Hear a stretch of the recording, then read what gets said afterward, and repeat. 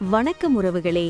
ஈரானை அடிச்சு நிர்மூலமாக்கலாம் என்று அமெரிக்காவும் இஸ்ரேலும் போட்ட கணக்கு இப்போ ஒட்டுமொத்த உலகத்துக்கே ஒரு மிகப்பெரிய ஆப்பா மாறி இருக்கு.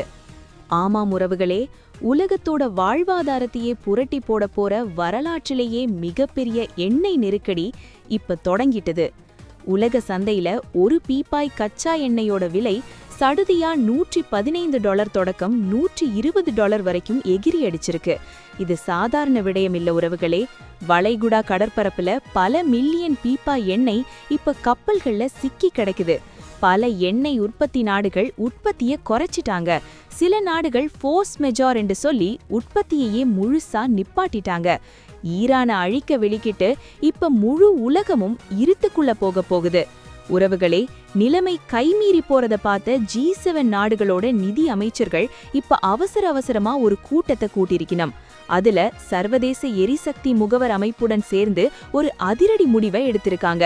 அதாவது உலக நாடுகளோட அவசர கால இருப்பிலிருந்து 300 மில்லியன் பீப்பா எண்ணெயை வெளியிட போறாங்களாம்.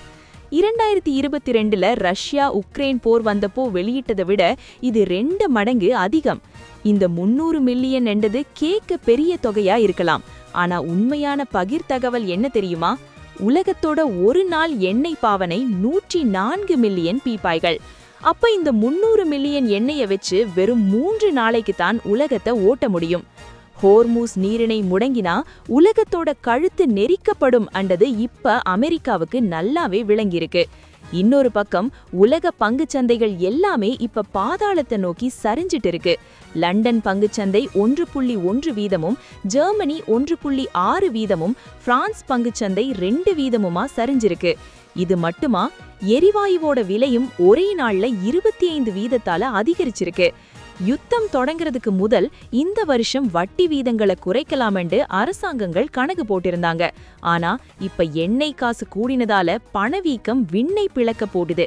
அதனால இங்கிலாந்து அரசாங்கத்தோட கடன் வாங்குற வட்டி வீதங்கள் 3.87 வீதத்திலிருந்து 4.12 வீதமா தடாலடியா அதிகரிச்சிருக்கு. இதனால சாதாரண நடுத்தர மக்களோட வாழ்வாதாரம் முழுமையா நசுக்கப்பட போகுது உறவுகளே, இந்த பொருளாதார வீழ்ச்சி எந்த அளவுக்கு பாரதூரமா இருக்குமென்று 2025ல பொருளாதாரத்திற்கான நோபல் பரிசு வாங்கின பிலிப் அகியோன் ஒரு பயங்கரமான எச்சரிக்கையை கொடுத்திருக்கார். அவர் என்ன சொல்றார் என்றால், இந்த யுத்தம் இன்னும் சில வாரங்களுக்கு தொடர்ந்து எண்ணெயோட விலை $150 தாண்டினா 1973ல வந்ததை விட ஒரு பாரிய எண்ணெய் நெருக்கடியை உலகம் சந்திக்கும் என்று சொல்லியிருக்கார்.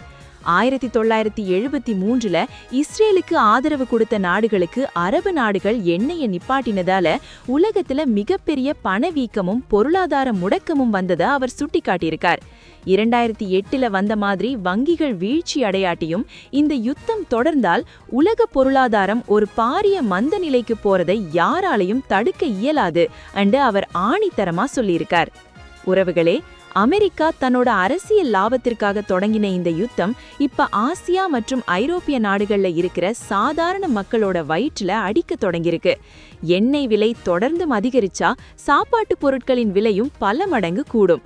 ஈரானை அழிக்க போய் அமெரிக்கா ஒட்டுமொட்ட உலக பொருளாதாரத்தையும் நாசமாக்கிவிட்டது என்று நீங்கள் கருதுகிறீர்களா?